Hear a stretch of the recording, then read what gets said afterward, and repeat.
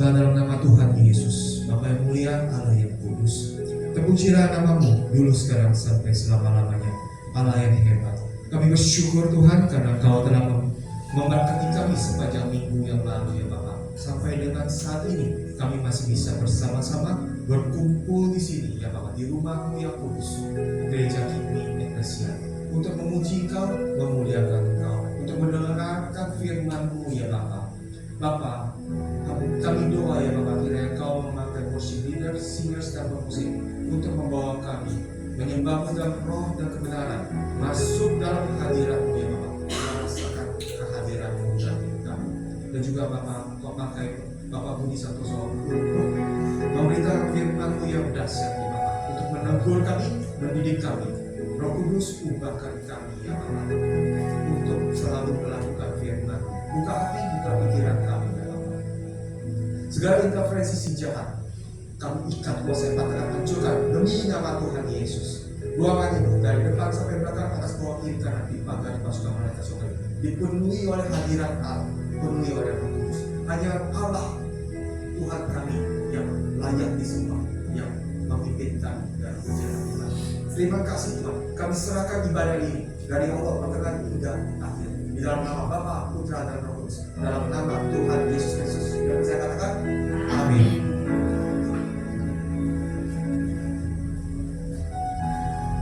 Puji Tuhan. Silakan duduk Bapak Ibu yang dikasih Tuhan. Ada sukacita buat Pak Gedi. Puji Tuhan. Kita ada di tempat ini karena satu anugerah yang Tuhan berikan buat kita.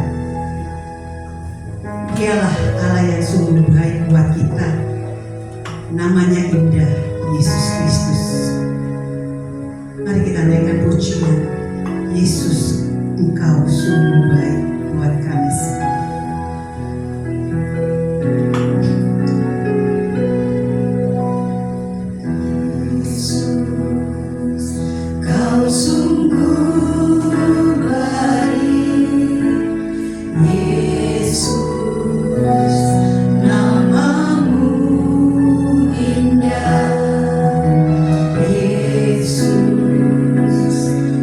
Cinta kau selalu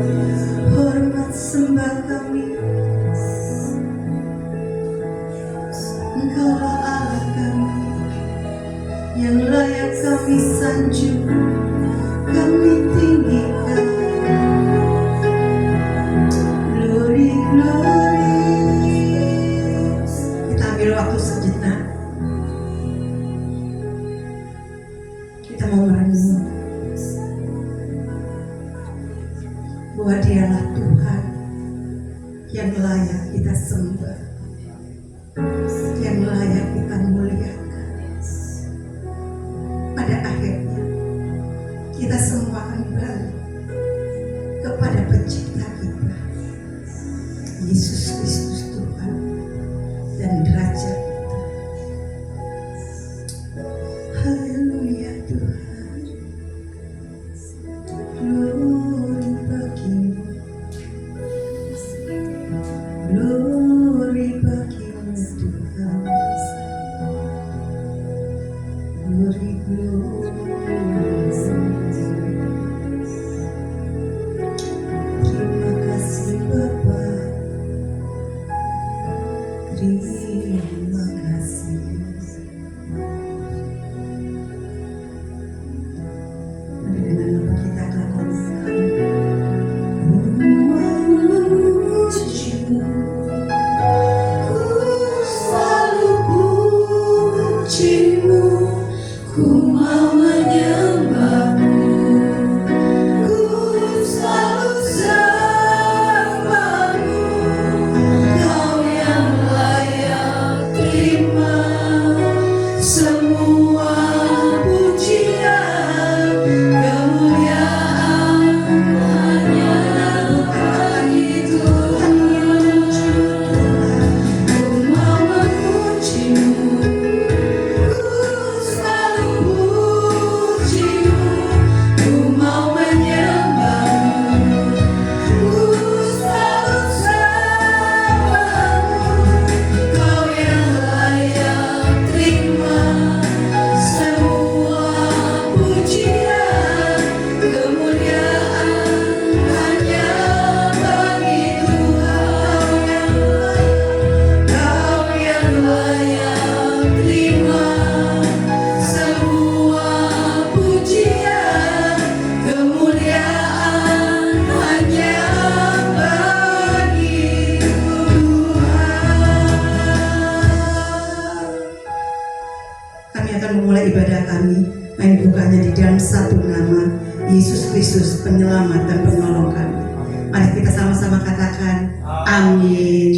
Puji Tuhan bahwa kita ada bersama-sama untuk berkumpul menaikkan pujian syukur kita kepada Allah kita. Kita mau mendengarkan firman Tuhan. Kita mau bisa salam kanan belakang, kita katakan selamat hari Minggu, selamat bertemu di dalam kasih Tuhan Yesus Kristus. Kita katakan Engkaulah Tuhan kami, Dialah Raja kita semua.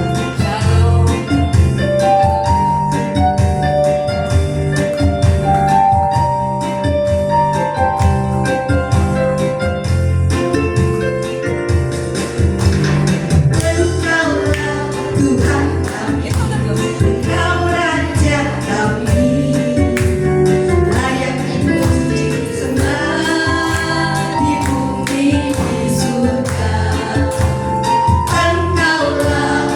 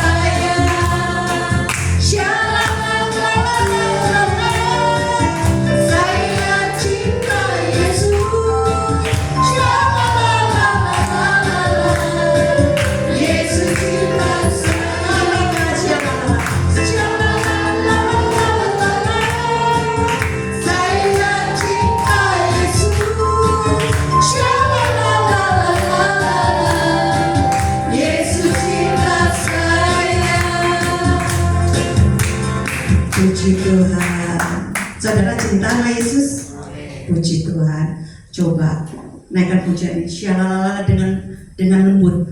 Katakan syalalala. Tangannya angkat ke atas. Gerakin badannya kita ya. Syalalala. Yesus ke kanan dulu, ke kanan, ke kanan ayo. Syalalala. Saya cinta Yesus, puji Tuhan.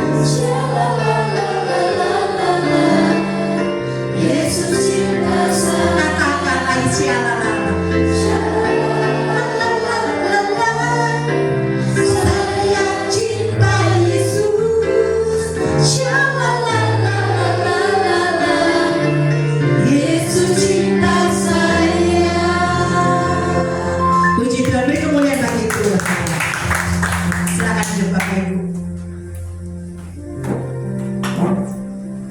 Biar hati kami tak berkenanan Tuhan terhadap diri kita untuk menjadi kekasih-kekasihnya Allah yang berkenan.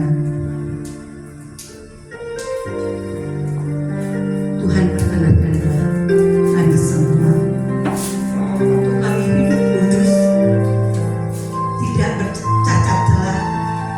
Sulit mungkin Tuhan, tapi kalau dengan anugerah yang Kau berikan, kami mampu. Perkenankan kami.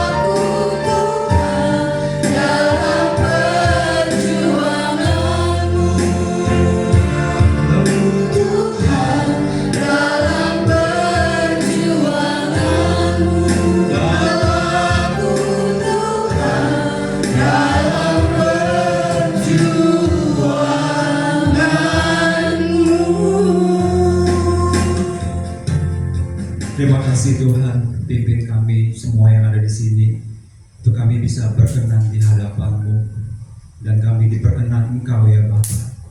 Bapa, kami mau persiapkan hidup kami Tuhan selama kami masih ada di bumi ini. Kami mau belajar untuk menyenangkan hati-Mu dengan seluruh gerak-gerik hidup kami ya Bapa. Bapa di surga, itu sebabnya Tuhan kami butuh kebenaran-Mu yang memberi kekuatan, yang memberi pencerahan, yang mengubah hidup kami dan menjadikan kami berkenan di hadapan-Mu. Pimpin Bapa di dalam sesi pemberitaan firman ini. Kiranya Kau sendiri yang berbicara bagi kami dalam setiap bahasa yang kami mengerti melalui Roh-Mu yang kudus. Pimpin Bapa di ruangan ini supaya setiap kami sungguh-sungguh memahami, dan kami bersedia memberikan hidup kami Tuhan untuk Engkau perbaharui. Terpuji nama-Mu ya Bapa. Di dalam nama Tuhan Yesus kami bersyukur dan berdoa. Amin. Silakan duduk Bapak Ibu Saudara.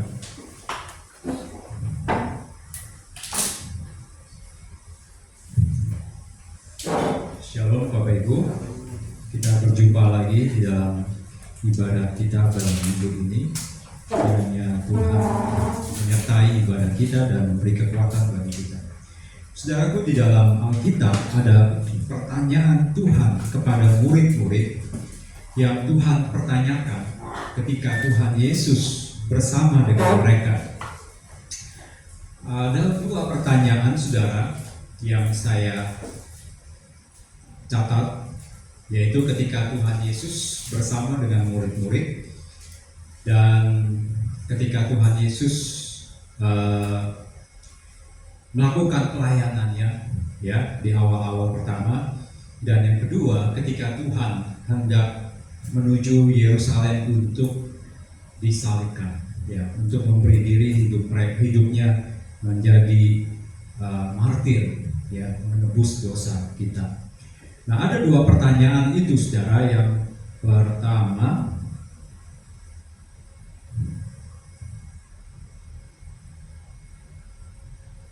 bisa.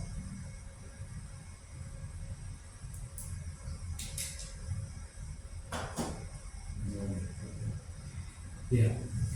Pertanyaan itu adalah dia mempertanyakan siapakah aku? Ya, Tuhan Yesus berkata kepada murid-muridnya dengan bertanya, siapakah aku? Ya, menurut banyak orang. Lalu yang kedua, dia bertanya, apakah engkau mengasihi aku? Nah, saudaraku yang terkasih, dua pertanyaan ini sebetulnya Tuhan lontarkan kepada para murid-muridnya. Ya, dari kedua pertanyaan itu ternyata ada seorang yang bernama Simon Petrus ya, menjadi tokoh atau murid yang begitu responsif terhadap pertanyaan itu. Nah, sekarang kita akan membahas sebuah pertanyaan yang Tuhan sampaikan kepada murid-muridnya berkenaan dengan pertanyaan siapakah aku. Kita akan membaca saudaraku di dalam Matius pasal yang ke-16. Ya, Matius pasal yang ke-16.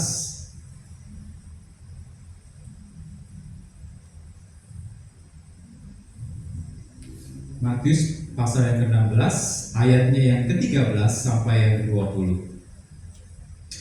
Kita akan membaca satu perikop ini tentang pengakuan Petrus. Ya, Matius pasal 16 ayat yang ke-13 sampai ke-20. Setelah Yesus tiba di daerah Kaisarea Filipi, ia bertanya kepada murid-muridnya. Ya, jadi Tuhan Yesus bertanya kepada semua murid-muridnya, kata orang, siapakah anak manusia itu? Jawab mereka, ada yang mengatakan Yohanes Pembaptis, ada juga yang mengatakan Elia, dan ada pula yang mengatakan Yeremia atau salah seorang dari para nabi. Lalu Yesus bertanya kepada mereka, tetapi apa katamu? Siapakah aku ini? Maka jawab Simon Petrus, engkau adalah Mesias, anak Allah yang hidup. Dan kata Yesus kepadanya, berbahagialah engkau Simon bin Yunus, Sebab bukan manusia yang menyatakan itu kepadamu, melainkan Bapa-Ku yang di surga. Dan aku pun berkata kepadamu, engkau adalah Petrus, dan di atas batu karang ini aku akan mendirikan jemaatku, dan alam maut tidak akan menguasainya. Kepadamu akan kuberikan kunci kerajaan surga. Apa yang kau ikat di dunia ini akan terikat di surga, dan apa yang kau lepaskan di dunia ini akan terlepas di surga. Lalu Yesus melarang murid-muridnya supaya jangan memberitahukan kepada siapapun bahwa ia adalah Mesias. Nah, saudaraku, pertanyaan ini sebuah pertanyaan yang bukan ingin Yesus sampaikan supaya dia merasa tersanjung terhadap apa yang dijawab oleh para murid. Tetapi Yesus bertanya kepada banyak orang, ya, melalui murid-murid, ya. Jadi melalui murid-murid Yesus bertanya, menurut kalian apa kata orang? Siapakah aku? Ya, kira-kira demikian, saudara. Nah, beberapa orang murid dari mereka ada yang menjawab bahwa Yesus disamakan dengan Yohanes Pembaptis, ya. Lalu Yesus juga dipersamakan dengan Yeremia, atau Yesus juga dipersamakan dengan Nabi Elia. Nah, saudaraku yang terkasih, tiga hal ini memang menjadi tokoh yang sangat populer bagi orang Yahudi. Ya, pada waktu bangsa Yahudi ya masih di dalam kondisi di mana bangsa ini ya ditindas oleh Babel, maka ada Nabi Elia yang sangat perkasa, ya, nabi yang menantang nabi-nabi palsu, ya, untuk menyatakan kebenaran siapakah Allah yang sesungguhnya. Nah, Nabi Elia ini, saudaraku, banyak melakukan mukjizat yang luar biasa. Di dalam Perjanjian Lama kita bisa melihat bagaimana Nabi Elia ini dia melakukan banyak hal yang spektakuler, yang orang Yahudi dan bangsa itu sangat takjub dan kagum. Ya, bahkan Nabi ini pernah membangkitkan orang mati. Dan Nabi Elia tercatat dia sendiri hidup secara hidup, maksudnya terangkat ke surga. Jadi Nabi Elia tidak mengalami kematian. Nah, yang kedua, saudaraku, Yesus juga dipersamakan oleh Yeremia, ya, pada waktu yang lalu. Ya, Yeremia ini adalah seorang yang sangat muda, ya, sangat muda, ya, orang yang lembut, tetapi dia juga pedas dengan kalimat-kalimatnya. Ya, Yeremia ini terkenal dengan ketegasannya, ya, dengan apa yang Allah mau dia sampaikan kepada bangsa itu. Nabi Yeremia seorang yang sangat muda, nabi yang sering meratap terhadap bangsanya. Dan yang terakhir, saudaraku, terhadap Yesus dipersamakan dengan Yohanes Pembaptis. Nah, beda usia Yesus dengan Yohanes Pembaptis tidaklah sangat jauh, ya, kira-kira 6 bulan. Jadi pada waktu Yohanes Pembaptis hidup, sebetulnya Yesus telah hidup. Dan Yohanes Pembaptis hidup di masa Tuhan Yesus hidup. Jadi sangat teriang di dalam benak orang-orang banyak bahwa Yohanes Pembaptis ini bangkit kembali. Ya, karena Yohanes Pembaptis itu ya mati setelah dia menegur ya Raja Herodes dan dia dipenggal kepalanya, saudara. Jadi orang-orang pada waktu itu berpikir bahwa tampilnya Tuhan Yesus merupakan bangkitnya dari Yohanes Pembaptis. Nah, coba saudara kita baca di dalam Matius pasal 14 ayat yang kedua, bagaimana kisah dari Yohanes Pembaptis ini. Ya, pada ayat pertama, pada masa itu sampailah berita-berita tentang Yesus kepada Herodes raja wilayah. Lalu ia berkata kepada pegawai-pegawainya, inilah Yohanes Pembaptis. Ia sudah bangkit dari antara orang mati, dan itulah sebabnya kuasa-kuasa itu bekerja di dalamnya, di dalam diri Yesus. Jadi Herodes sendiri yang telah menyuruh menangkap Yohanes, ya, membelenggunya, ya, atau memenjarakannya, ya, karena Yohanes pernah menegur, ya, Herodes mengambil Herodias, istri Filipus, saudaranya sendiri. Ya, lalu pada saat itu Yohanes Pembaptis ya menjadi persembahan kepada Herodes ketika seorang anak Herodias yang berkata bahwa ia menginginkan kepala Herodes. Nah, jadi kematian Yohanes Pembaptis pada waktu itu sangat fenomenal, saudara. Ya, Yohanes Pembaptis adalah tokoh yang berseru-seru dari padang gurun. Ya, dia tidak hidup seperti biasanya banyak orang hidup. Dia adalah anak dari seorang imam yang semestinya tinggal di dalam bait Allah, yang mengurus segala keperluan-keperluan dalam upacara keagamaan di bait Allah. Tetapi Yohanes Pembaptis justru menyingkir dari keramaian dan dia tampil ya hanya untuk menegur dan memberitakan kepada umat supaya mereka bertobat dan berbalik kepada Allah. Ya, bahkan Yohanes Pembaptis juga mengajak banyak orang Yahudi untuk dibaptis, makanya namanya dikenal sebagai Yohanes Pembaptis. Ya, baptisan Yohanes Pembaptis itu adalah baptisan pertobatan. Ya, karena sebetulnya baptisan itu merupakan upacara dari agama Yahudi kalau seseorang mau masuk menjadi agama Yahudi. Ya, katakanlah orang yang berbangsa Yunani lalu dia mau beragama Yahudi, maka dia harus dibaptis.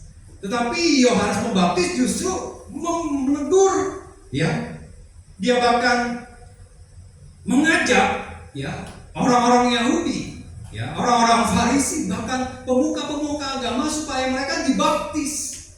Ya, sebuah tantangan yang sangat melecehkan sebetulnya, ya, melecehkan bagi umat Yahudi.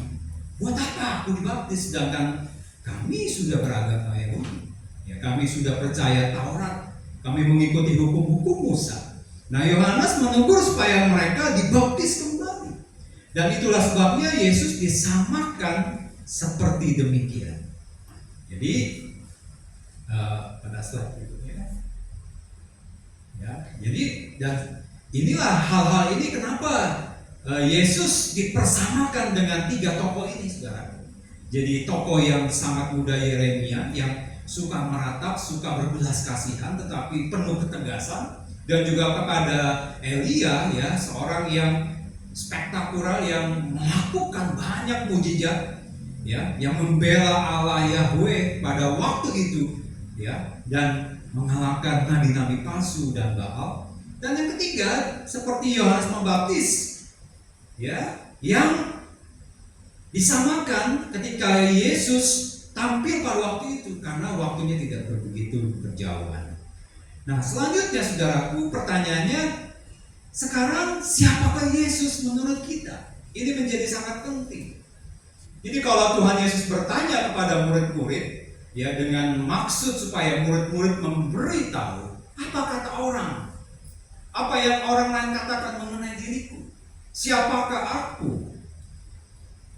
Nah, pertanyaan ini semestinya juga ada di dalam hidup kita.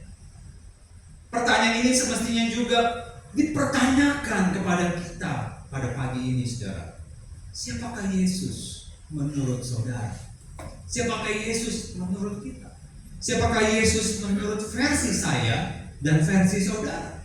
Siapakah Yesus di dalam kehidupan kita? Ataukah siapakah Yesus yang sesungguhnya yang kita pahami, dan bukan cuma kita pahami tetapi kita hidupi? Ya. Di dalam Kolose, saudaraku, ayat yang pertama, ya, kita perlu membaca, saudara.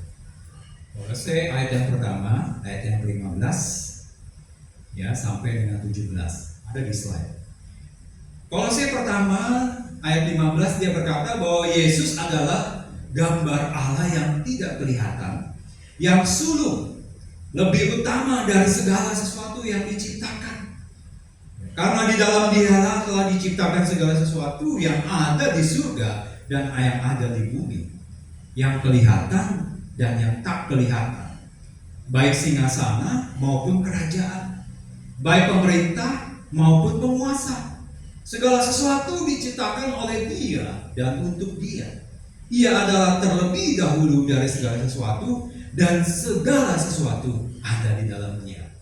Kalimat ini sepertinya bolak-balik saudara ya, tetapi ini menegaskan bahwa Yesus menunjukkan bahwa dia adalah yang awal dan juga dia adalah yang akhir, dan di dalam dia segala sesuatu itu ada dan bisa ada. Artinya tanpa dia tidak ada segala sesuatu, dan segala sesuatu dijadikan oleh dia.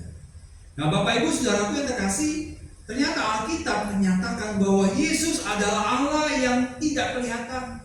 Artinya dia wujud yang dinyatakan dari gambar Allah yang tidak kelihatan. Tidak ada seorang pun yang bisa melihat Allah. Ya, sebab kalau orang bisa melihat Allah, dia akan mati sudah. Ketika Musa menghadap Allah, ya di Gunung Muria, ya Musa itu tidak bisa melihat kemilau atau cahaya yang ada di dalam perjumpaannya. Dia tidak berani ya untuk menatapnya. Dan Allah hanya menyatakan diri dalam sebuah cahaya, ya kemilau.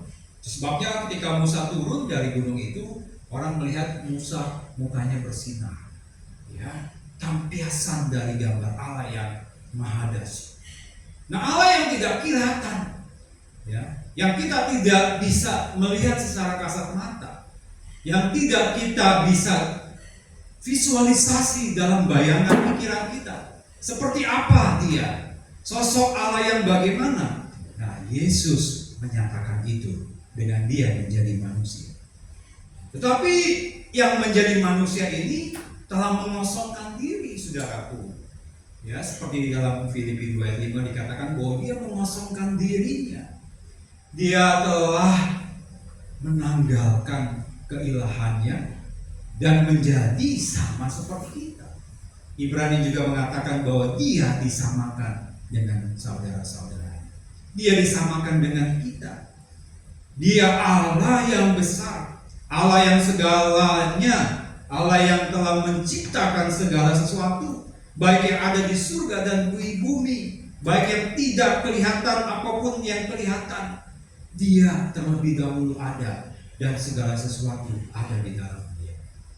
Jadi Bapak Ibu Saudaraku, ini perlu kita tahu bahwa meyakini Yesus sebagai Allah, sebagai sumber dari segala sesuatu itu menjadi penting.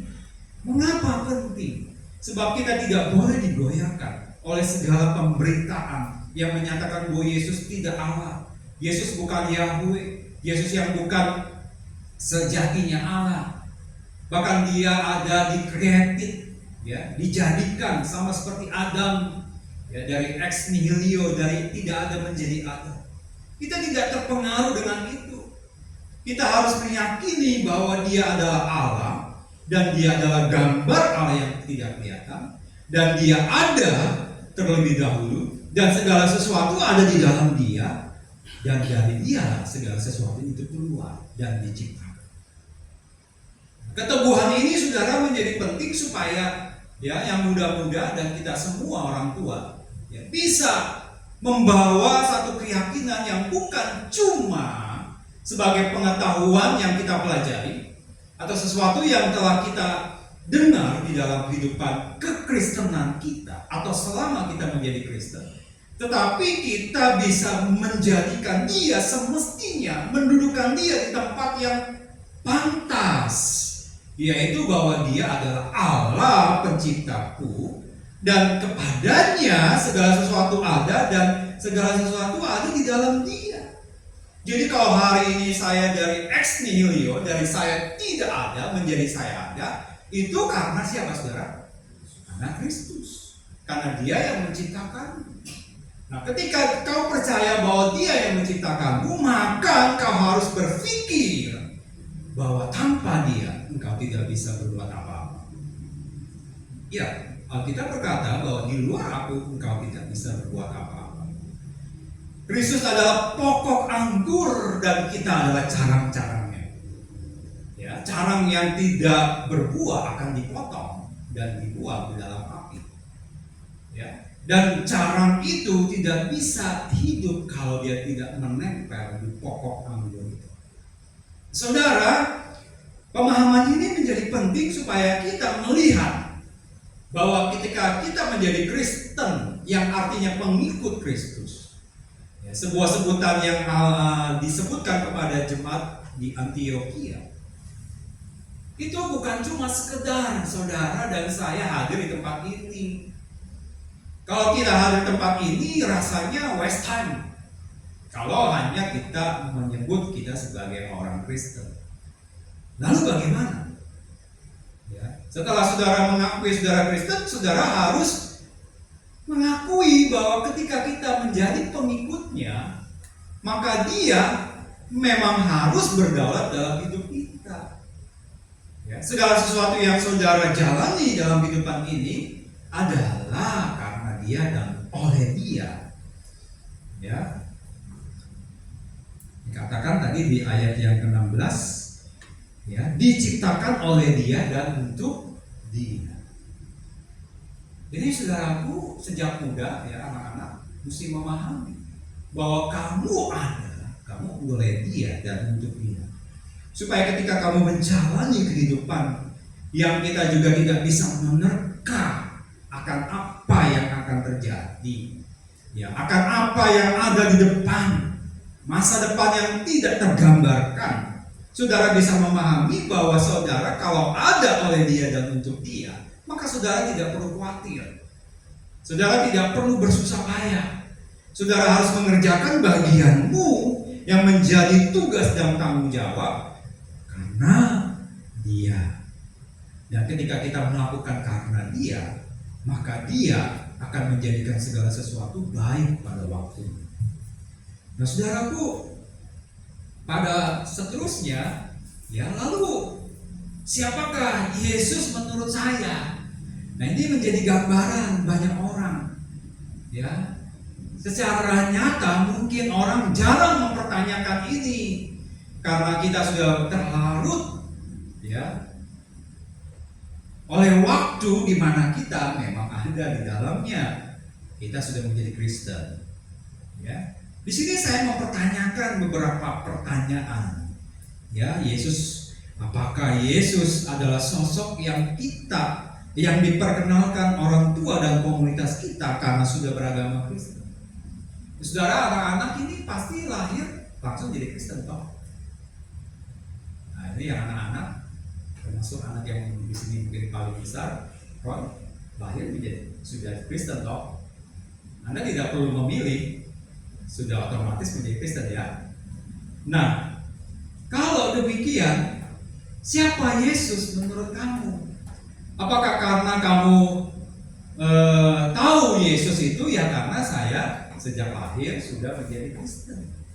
Ya mungkin kita beberapa orang tua ya mungkin ada background di mana kita dulu sebelumnya tidak Kristen, bisa ya mungkin dari Konghucu atau Buddha.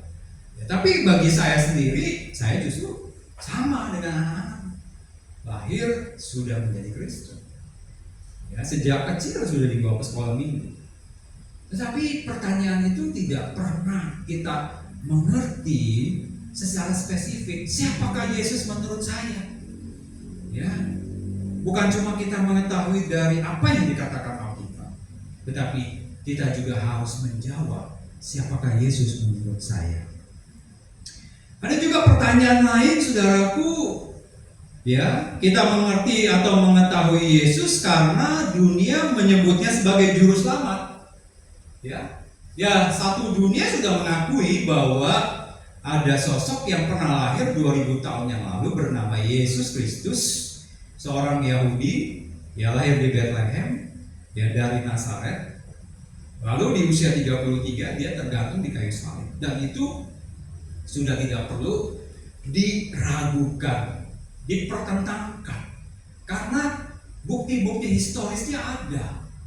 Ya, kalau pergi ke Israel ya ada napak tilas, di situ saudara kita bisa menemui bagaimana Yesus berjalan via Dolorosa sampai ke Bukit Golgota.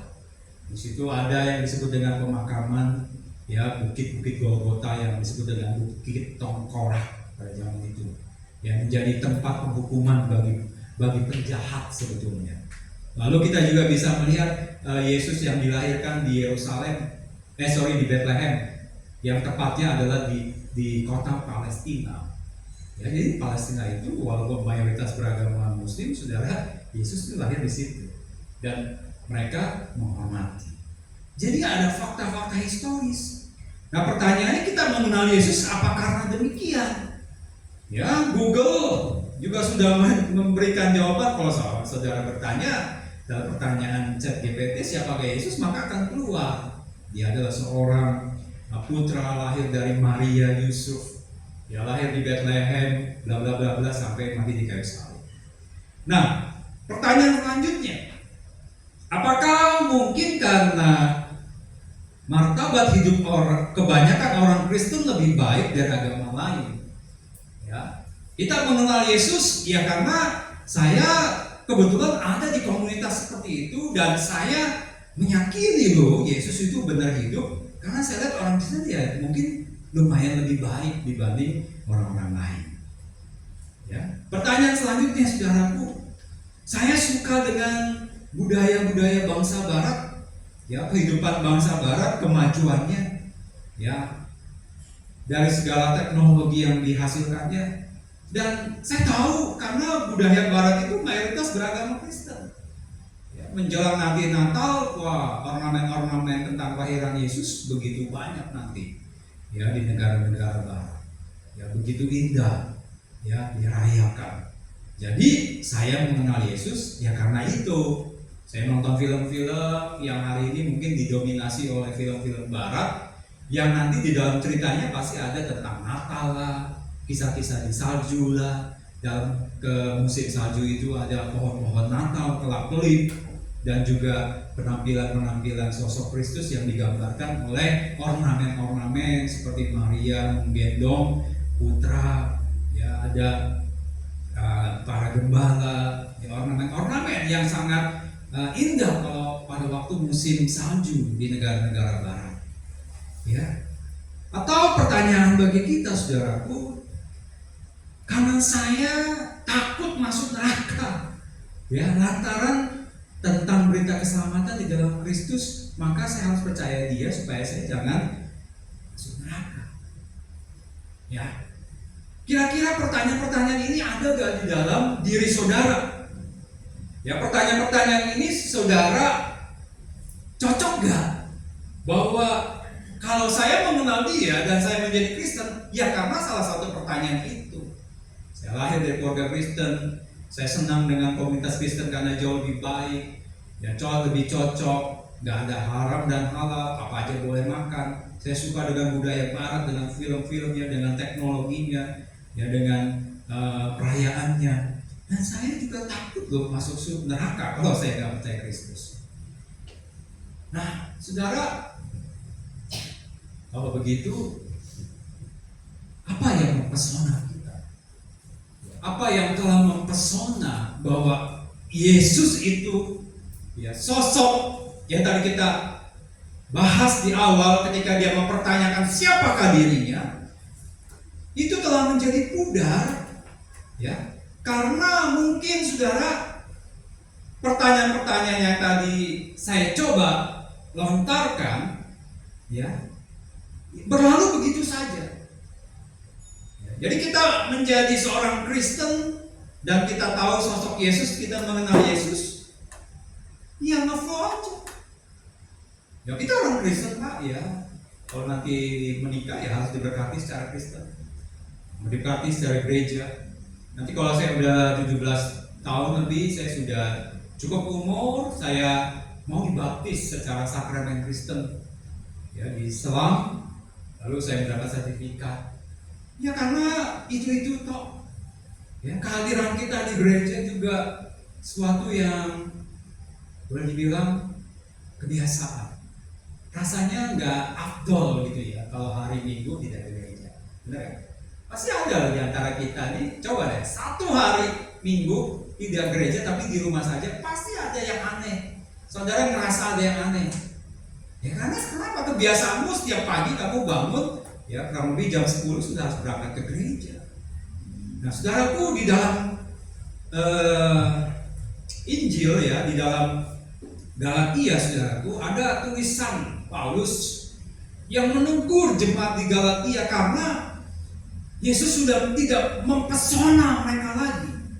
Artinya orang-orang Galatia yang telah diselamatkan, ya, mereka yang bukan dari bangsa Yahudi, ya, menjadi percaya Kristus, tetapi kemudian berbalik kembali hanya karena tekanan dari orang-orang Yahudi. Kalau kamu mau selamat, kamu juga harus melakukan hukum Taurat. Nah, contoh kita baca saudara dalam Galatia pasal yang ketiga ayat pertama sampai yang keempat. Ya, ada di slide. Di situ dikatakan Paulus kepada orang-orang Galatia, "Hai orang-orang Galatia yang bodoh, siapakah yang telah mempesona kamu?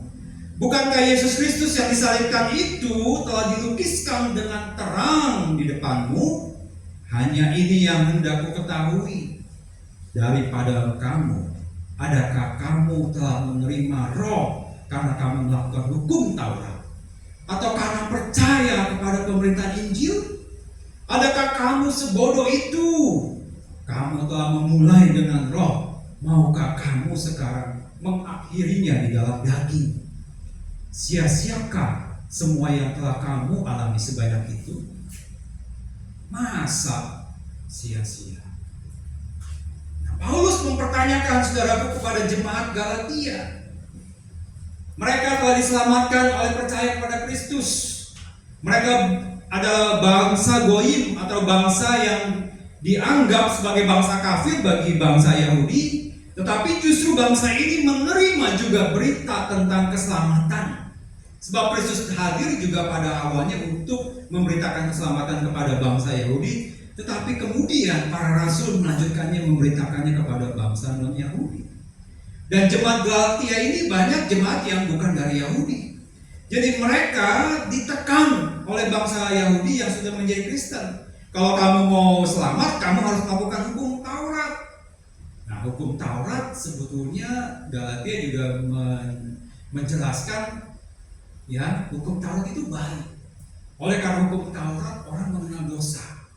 Ya, karena 10 perintah Allah, ya, di dalamnya ada perintah-perintah tentang larangan dan ajakan. Contoh misalnya, jangan kamu mencuri. Ya, kalau bangsa Israel pada waktu itu tidak tahu yang namanya mengambil milik orang lain adalah mencuri, maka hukum Taurat memberikan verifikasi bahwa kalau mencuri itu berdosa. Artinya kalau mengambil milik orang lain. Nah, hukum Taurat ini baik sebetulnya saudaraku. Tetapi dalam perjalanannya bangsa Israel ini mengemasnya, ya, bahkan melebarkannya sampai menjadi 613 hukum yang mengatur seluruh kehidupan bangsa Israel, dari mereka lahir harus nanti usia berapa disunat, ya, bahkan terus sampai mereka bertumbuh menjadi remaja. Kalau mereka datang mula-mula bagi wanita bagaimana, ya, ketika mereka mau bertunangan diatur lagi hukumnya seperti apa, kalau menikah bagaimana melalui bangsa dan oleh dengan pasangan siapa. Terus menerus sampai mereka harus melakukan itu saudaraku. Waktu mereka beribadah bagaimana, waktu mereka makan, mereka juga harus melihat apakah makanan ini haram atau halal. Dan banyak sekali hukum-hukum yang bukan cuma hukum kehidupan, tapi juga hukum pemerintahan. Dan adat istiadat itu membelenggu, ya, bangsa Yahudi, sehingga bangsa Yahudi tidak pernah akan bisa melakukan hukum itu. Dan oleh karenanya Yesus, ya, sebagai juru selamat yang telah menebus, dia telah mengemas dan telah melakukan, menyempurnakan hukum itu. Seperti dia berkata bahwa aku datang tidak akan menghilangkan satu iota pun, satu titik pun di dalam hukum Taurat, tetapi aku akan menyempurnakannya. Ya, karena ringkasan hukum Taurat adalah kasihilah sesamamu seperti engkau mengasihi diri sendiri. Jadi hukum Taurat itu terangkum. Ketika kita mengasihi orang lain, maka sebetulnya kita telah melakukan hukum itu. Nah, sekarang bangsa atau jemaat di Galatia ini saudaraku ditekan supaya dia melakukan hukum dalam konteks, ya, sebuah adat istiadat, sebuah upacara, sebuah kegiatan keagamaan, dan terus menerus yang membelenggu mereka. Sehingga mereka menjadi percaya, oh, kalau percaya Yesus harus plus melakukan hukum Taurat. Dan Paulus menegur, kamu orang-orang bodoh. Ya, ya kan? Hai orang-orang Galatia yang bodoh. Masa siapa yang mempesona kamu? Siapa yang telah menjadikan sesuatu yang berharga bagi kamu yang kamu sendiri mengalami itu sehingga kamu harus melakukan hukum Taurat dan kamu mengikutinya? Adakah kamu menerima roh ketika kamu melakukan hukum Taurat? Tidak. Justru ketika Petrus melakukan khotbah pertama kali ketika ada pencurahan Roh Kudus, ya, dan 3.000 orang lebih bertobat, mereka menerima roh. Mereka bisa berkata-kata dalam bahasa, ya, bahasa roh. Bahkan mereka mengalami penjamahan, memukuli diri, meneratapi dosa-dosa mereka, dan roh itu bekerja di dalam hati mereka. Termasuk juga kepada Paulus yang menulis, ya, surat ini kepada jemaat Galatia. Ya, kalau kita baca Galatia pasal-pasal berikutnya, dia sendiri berkata bahwa aku telah mengenal Kristus, ya, karena kasih karunia Dia, karena Kristus telah menampakkan diri kepada Paulus dan menyentuh hatinya sehingga dia tidak punya niatan kembali untuk membunuh orang-orang percaya, tetapi justru dia sekarang berbalik bertobat dan memberitakan Injil. Jadi roh itu telah menghidupi, roh itu telah mengubah, roh itu telah menyentuh hidupmu. Masakan engkau mau memulai lagi dengan hal yang lain? Paulus berkata, apakah kamu sebodoh itu? Maukah kamu sekarang yang telah memulai di dalam roh dan mengakhirnya di dalam daging? Artinya kamu menuruti perintah-perintah yang membelenggu. Paulus berkata, apakah sia-sia bagi kamu yang telah mengalami banyak kasih karunia? Masa sia-sia? Paulus begitu gusar, saudaraku, ketika dia melihat kehidupan jemaat Galatia yang berubah, ya, dari orang yang telah dijamah Tuhan, menerima Kristus sebagai juru selamat, menerima Roh Kudus yang memberikan pengertian dan mengubah hatinya, tetapi mau berbalik kembali kepada hal-hal yang justru kembali lagi kepada kehidupan yang lama. Nah, sama pertanyaan itu kepada kita. Saya percaya Tuhan pernah menjamah kamu. Amin, saudara. Pasti kamu pernah merasakan getaran hatimu yang begitu dalam. Engkau merasakan pekerjaan Roh Kudus di dalam hatimu yang menyentuhmu sehingga engkau bisa menangis terseduh-seduh, bahkan engkau bisa berlutut di hadapan Tuhan tanpa ada beban. Engkau pasti pernah merasakan satu ketika di titik di mana kamu dalam kesendirian, Dia pernah menjamah kamu dan Dia memberikan rohnya kepada hidupmu supaya kamu merasakan bahwa Dia benar-benar mempesona kamu. Sekarang, masa kamu mau mengakhirinya? Kamu mau menyelesaikannya di dalam kehidupan yang tidak berkenan di hadapan Allah? Sia-sia dong kalau gitu. Masa sih sia-sia? Nah, pertanyaan Paulus ini mempertanyakan kita, saudaraku. Apa yang mempesona hidupmu hari ini? Siapa yang mempesona hidupmu saat ini? Kita hidup di zaman teknologi, saudara. Pasti media sosial dan segala aktualisasi diri di dalamnya telah mempesona kamu. Berapa banyak kamu menghabiskan waktu untuk melihat media sosial, baik itu platform-platform yang ada di dalam gambar yang telah meracuni pikiranmu. Di bawah alam sadar kamu telah terpengaruh oleh gaya hidup dan cara hidup yang ditampilkan di dalam media sosial itu, sehingga membuat itu lebih mempesona ketimbang kamu lebih terpesona kepada Kristus. Dan Kristus yang mempesona kamu. Tadi Paulus berkata kepada orang Galatia, masa sih mau sia-sia? Sebodoh itukah kamu?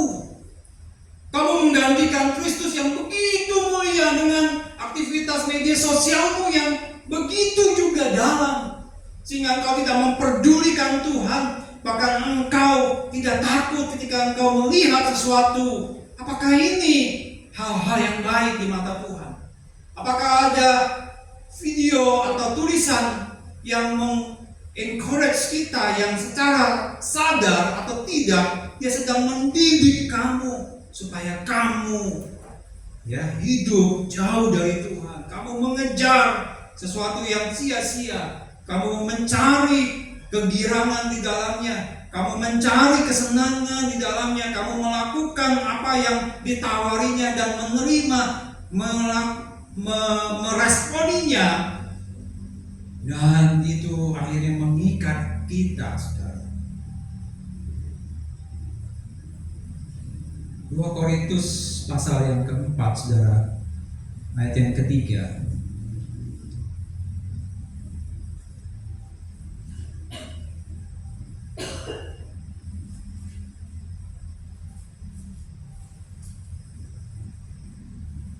Jika Injil yang kami beritakan tertutup juga, maka ia tertutup untuk mereka yang akan binasa, yaitu orang-orang yang tidak percaya, yang pikirannya telah dibutakan oleh ilah zaman ini, sehingga mereka tidak lagi melihat cahaya Injil tentang kemuliaan Kristus yang adalah gambaran Allah, yang seperti telah kita baca di dalam 1 Kolose tadi, saudara.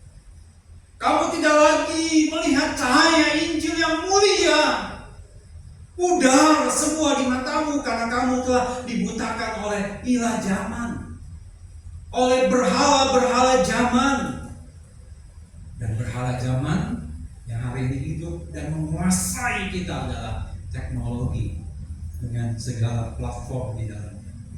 Kamu telah terpesona olehnya sehingga kamu lupa ada cahaya Injil yang mulia, yang terang, tetapi tidak menyilaukan, yang menembus bukan saja mata jasmani tetapi juga mata hati kita, dan dia menerangi kamu, memberitahu hidup kamu, memposisikan keadaan kamu hari ini, dan mengajak kamu untuk bertobat kembali, melihat yang dia adalah gambaran Allah.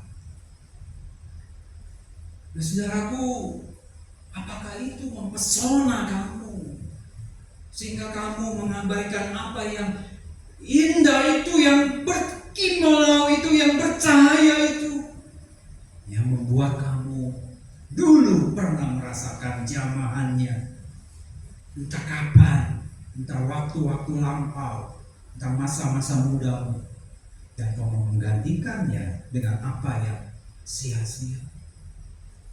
Paulus berkata, masa sih sia-sia? Lalu yang berikutnya, saudara, mungkin komunitas pergaulanmu. Engkau memilih dan sembrono memilih pergaulan yang tidak menyukakan hati Tuhan, tetap saja engkau ikut. Sebatas kamu yang penting bisa disenangkan dan mengisi waktu-waktu kosongmu. Pergaulan yang berorientasi kepada satu pikiran yang kotor, perkataan yang tidak berkenan, candaan-candaan yang tidak kudus, dan segala sesuatu ajakan untuk kumpul yang membuat kita justru semakin jauh dari Tuhan. Karena ini yang telah mempesona saya. Komunitas ini telah begitu membelengger saya, sehingga rasanya kalau saya bangun tidur, saya beraktivitas, saya nggak bisa tanpa mereka. Mereka begitu menyenangkan, mereka begitu sangat menggairahkan. Rasanya mau tiap hari ketemu, kumpul. Padahal, saudaraku, mereka sedang membawa kamu kepada kebinasaan. Mereka menggiring secara pelan-pelan. Mungkin bagian dari mereka tidak bermaksud demikian, Tetapi ilah zaman itu telah membutakan juga pikiran mereka. Bahkan mereka orang-orang yang tidak percaya pada Kristus yang menuju kebinasaan lebih lagi dibutakan, sehingga kamu terikut, ya, tersentuh di dalamnya. Engkau masuk ke dalam komunitasnya, seakan-akan itu komunitas yang memberi jawaban. Oh, dibanding orang gereja yang munafik, yang ngomong doang, yang nggak ada realisasi, mereka jauh lebih baik. Mereka jauh lebih solutif atas segala masalah-masalah saya.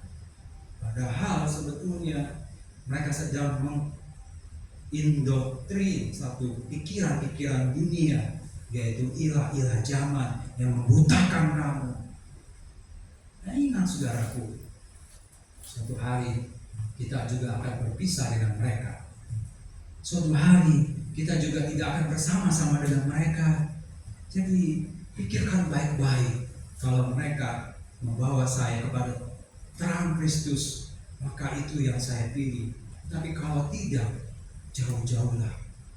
Kita tidak perlu sampai masuk terlalu dalam.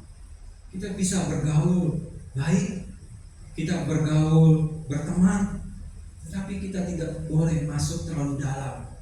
Karena itu yang menggiring saya kepada ilah-ilah zaman. Selanjutnya saudaraku, kepada keangkuhan hidup, ya, kepada keinginan dunia, ya, kepada apa yang membuat kita tertutup dari kasih karunia Tuhan. Saudara bisa baca sampai Yohanes 2 ayat 16. Saudara, hal ini sejatinya telah mempesona kita, telah membuat kamu jatuh di dalam dosa, telah membuat kamu jauh dari Allah, yang sesungguhnya sebetulnya Dia telah mempesona kamu sebelumnya. Kamu telah merasakan gairah surgawi pada waktu yang lampau, tetapi kini hilang entah kemana, seakan-akan ada dan tiada, tidak ada masalah. Saudaraku yang terkasih, kita percaya Allah itu ada, tetapi kita seringkali tidak perlu Allah ada. Artinya, kalau saya perlu, ya saya perlu Allah. Kalau saya tidak perlu Dia, saya tidak perlu Allah. Kita mungkin percaya bahwa Allah itu hidup, ya, Allah yang mengatur segala alam semesta ini, dan karenanya segala sesuatu hidup di dalamnya. Tetapi pada kenyataannya kita sendiri tidak merealisasikan dengan nyata Allah itu hidup di dalam hidup kita. Kita tidak mendapatkan sentuhan, ya, kita tidak berjalan, kita tidak bergaul dengan Dia, ya, sampai membuat kita lupa akan kemilau Dia yang pernah mempesona kita. Saudaraku, Galatia kembali ayat pasal 4 ayat 8 sampai 9. Dia atau Paulus berkata, dahulu kamu tidak mengenal Allah, kamu menghambakan diri kepada Allah yang pada hakikatnya bukanlah Allah. Tetapi sekarang sesudah kamu mengenal Allah, atau lebih baik, sesudah kamu dikenal Allah, bagaimanakah kamu berbalik lagi kepada roh-roh dunia yang lemah dan miskin, dan mau mulai menghambakan diri lagi kepadanya? Saudara, kita sering kali menghambakan diri kepada Allah-Allah kecil yang hakikatnya bukan Allah, yaitu ilah-ilah zaman yang tadi saya sebutkan, 3 hal yang terbesar pada zaman ini. Pengaruh itu telah begitu kuat, tetapi saudara tahu bahwa itu bukan Allah. Dia tidak bisa menyelamatkanmu, Dia tidak bisa memberikan jawaban kepada kamu. Maukah saudara, bukan hanya kita mau mengenal Allah, tetapi kita juga bisa dikenal Allah? Paulus berkata, sesudah kamu mengenal Allah, atau lebih baik, sesudah kita dikenal Allah, diketahui Dia, ada seorang manusia yang hidup di muka bumi ini, yang bernama saya dan kamu, kita dikenal Allah. Oleh sebab itu saudaraku, ketika Kristus memberikan pengakuan kepada dirinya, dia menyatakan bahwa dia akan mendirikan jemaat dan alam maut tidak akan menguasainya.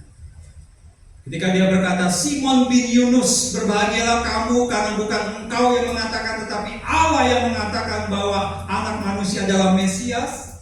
Maka Yesus melanjutkan, ya, di dalam Matius tadi berkata, hai Petrus. Jadi dia tidak lagi berkata Simon bin Yunus, tetapi Simon Petrus. Sekarang Petrus menjadi sokop guru, ya, menjadi pimpinan para rasul yang diberi amanat untuk mendirikan jemaat. Artinya komunitas orang-orang percaya. Ada firman Tuhan di dalamnya, ada pengajaran di dalamnya, dan itu yang membuat orang bisa bertumbuh dan mengenal Tuhan. Maka oleh sebab itu, saudaraku, Yesus berkata bahwa dia akan memberi kunci kerajaan surga. Ya, kuasa maut tidak akan menguasainya. Ya, kunci kerajaan surga ini artinya ada diberi kuasa. Ya, seperti misalnya tempat ini diberikan kunci, ya, kepercayaan kepada seseorang untuk bisa membuka dan menutup. Itu adalah kuasa, ya, memberikan kuasa untuk mengikat dan melepaskan. Ya, jadi gereja yang telah dibangun oleh Petrus, yang kemudian dilanjutkan oleh bapak-bapak gereja, dan terus dari masa ke masa pada hari ini, termasuk kita ada di dalam ini, maka kita diberi kuasa juga untuk mengikat dan melepaskan. Artinya kita diberi kuasa untuk memutuskan, untuk melakukan suatu tindakan, ya, untuk mengabaikan atau untuk tetap melanjutkan. Ya, kalau pada masa lalu, ya, Petrus diberi kuasa untuk tidak lagi hidup menurut kebenaran. Tidak perlu takut, Petrus, walaupun kau seorang Yahudi yang taat. Dan sekarang kamu hidup menurut ajaran Injil. Maka demikian juga saudara dengan kita hari ini. Maka kuasa itu diberikan kepada otoritas gereja. Maka pemimpin gereja dan segala pelayan Tuhan harus memberikan contoh. Ya, dia harus bisa diteladani supaya kuasa yang diberikan itu bisa memberikan kelepasan bagi banyak orang. Ya, fungsi gereja hari ini, saudara, kita harus mengerti bahwa gereja berfungsi untuk mendisiplin, menegur dosa, ya, berdoa supaya kita bisa melakukan kehendak Allah dan mengikat kuasa-kuasa kegelapan yang membebaskan orang-orang yang tertawan, orang-orang yang belum percaya Tuhan. Memberitahukan tentang standar kebenaran, ya, dan juga memberitakan pengampunan, ya, kepada mereka yang mau bertobat dan percaya kepada Kristus. Saudaraku yang terkasih, kalau kita sudah mendengar ini, adakah saudara mau berubah dan bertanya, siapakah Yesus menurut saya? Apakah saudara masih dengan pertanyaan-pertanyaan yang lalu? Karena saya lahir di keluarga Kristen, karena saya lihat orang komunitas Kristen jauh lebih baik, gak banyak aturan, karena saya melihat budaya-budaya Barat yang saya terkagum sehingga saya mau jadi Kristen.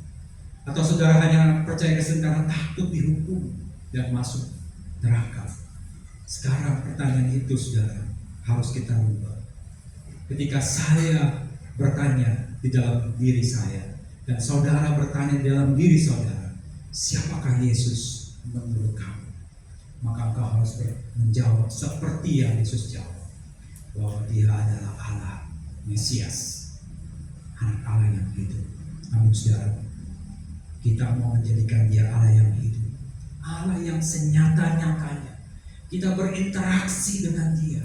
Dia bukan hanya Allah yang duduk di singgasana, yang memerintah seluruh alam semesta, tetapi dia Allah juga yang mau hadir di dalam setiap keterbatasan, ketidakmampuan, dalam setiap pergumulan, dalam setiap ketidakpenentuan hidup kita, harapan yang tidak pernah kita capai, atau keinginan yang tidak pernah terkabulkan. Dia hadir, saudara. Dia memeluk saudara. Dia hadir dalam hidupmu. Dia mau ambil bagian. Dia mau berpartner kepada kita. Dia mau menjadi bagian di mana kita mau seiring sejalan dengan dia. Dan dia mau menggandeng kita. Amin saudara, kita bangkit berdiri. Kita angkat pujian Tuhan. Aku rela mengosongkan bejana di dalam hidupku.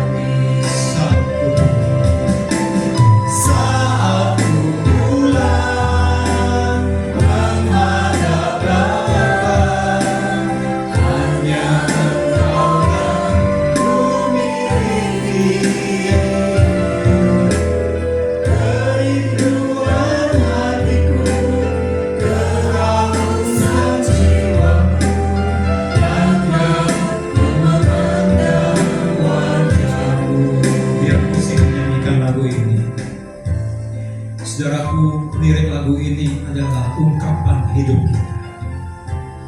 Moga saudara mengosongkan batinmu yang begitu jenuh, yang begitu galau, yang begitu kotor, dan mengisinya dengan gairah surgawi, gairah Tuhan. Dan dia menyentuh kita, saudara. Ingat saudara, kita datang sendiri dan juga kita akan pulang sendiri. Kita akan bertemu dengan Tuhan sendiri. Tidak ada orang tua yang bisa mewakili anak-anaknya, dan tidak ada anak-anak yang bisa mewakili orang tua. Tiada antara kita, saudara, yang bisa diwakilkan dan terwakilkan. Kita akan kembali kepada Tuhan. Maka saudara, mengisi hatimu selagi ada waktu semasa saudara hidup, penuhi dengan gairah Tuhan. Jadikan dia mempesona kita. Biar sinar kemuliaan itu nyata. Tuhan, kita mau berkata, aku rela. Kita nyanyikan ini sebagai ungkapan. Aku rela mengosongkan bejana jiwaku ini.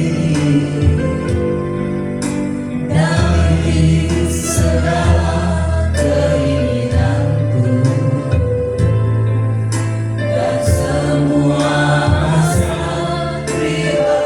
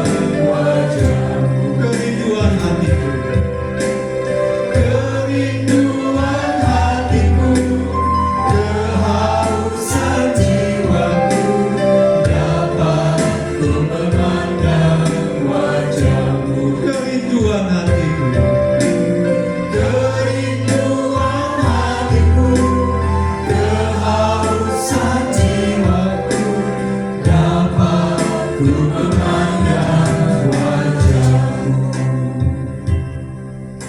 Bapa di surga, inilah Tuhan kerinduan kami. Inilah Tuhan jeritan kami. Bapa, kiranya Engkau hadir di dalam setiap kami. Engkau menjamah kami, dan kami bisa melihat cahaya-Mu yang begitu gemilang bersinar terang di dalam hidup kami. Bapa di surga, pimpin kami semua, anak-anak muda yang memiliki kegelisahan akan apa yang mereka hadapi, akan apa yang mereka jalani. Tuhan, kiranya Engkau menjadi jawaban, dan juga bagi kami semuanya. Terima kasih Tuhan, Kau terus berbicara di dalam hati kami. Kau terus mendengungkan kehadiran-Mu dalam hidup kami, dan kami menerima Engkau. Kami membuka hati kami selebar-lebarnya untuk Kau masuk, untuk Kau bertahta, untuk Kau memerintah dan berjalan di dalam hidup kami bersama. Terpuji nama-Mu Bapa. Di dalam nama Tuhan Yesus kami bersyukur. Amin. Silakan duduk saudara. Saya serahkan kepada Cik.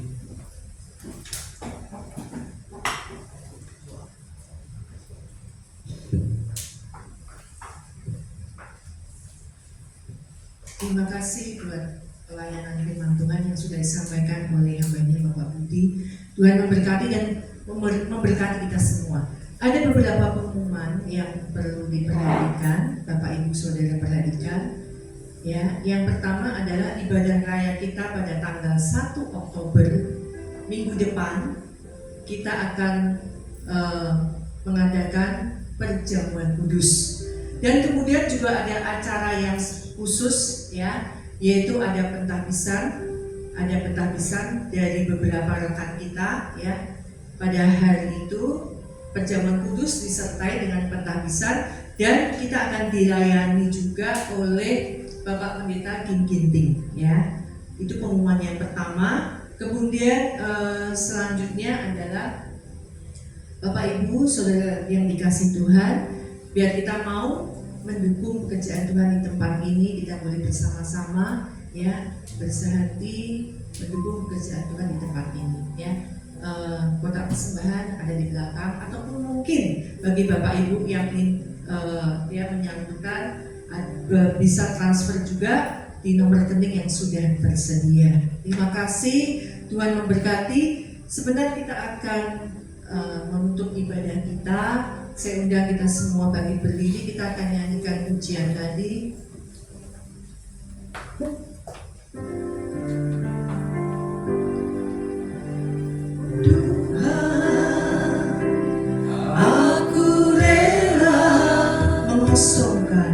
Mengosongkan bejana jiwaku ini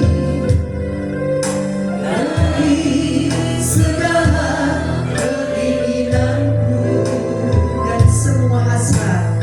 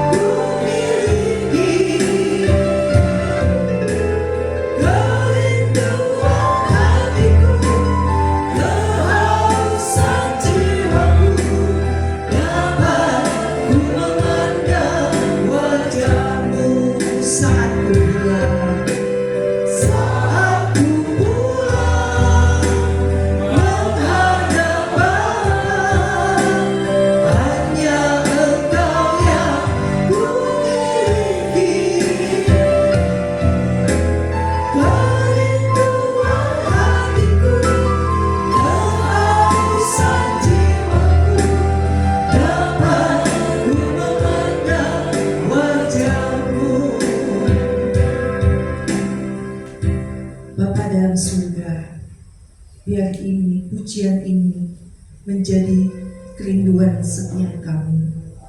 Dan biarlah firman yang kami dengar boleh tertanam dalam hati kami, dalam mata hati kami. Tuhan, kami tidak hanya mendengar, mengenal Tuhan Yesus sebagai Tuhan dan Juru Selamat kami dari mimbar gereja, dari firman yang kami dengar. Tapi setiap kami boleh mengenal Engkau, kami boleh berjumpa dengan Engkau, kami boleh mengalami Tuhan dalam setiap kehidupan kami.